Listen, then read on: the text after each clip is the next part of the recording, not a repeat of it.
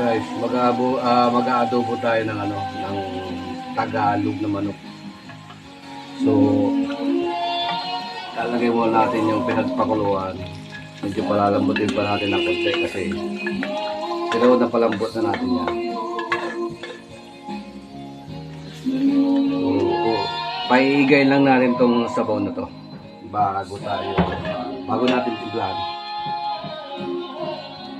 So, tatakpan muna natin guys.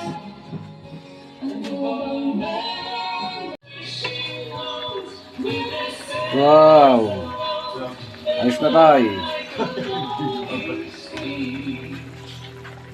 Ibusin muna natin sa sabaw.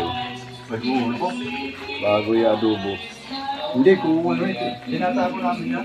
Sabaw.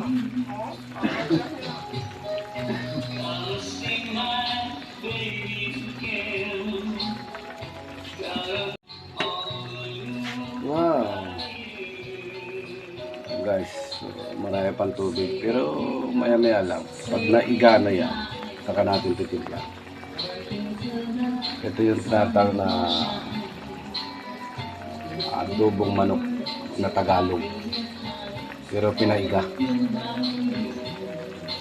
Gagawin natin ngayon hot spicy.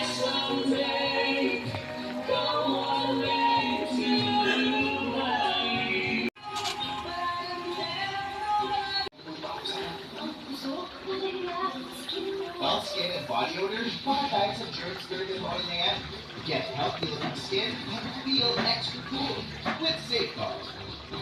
Spicy.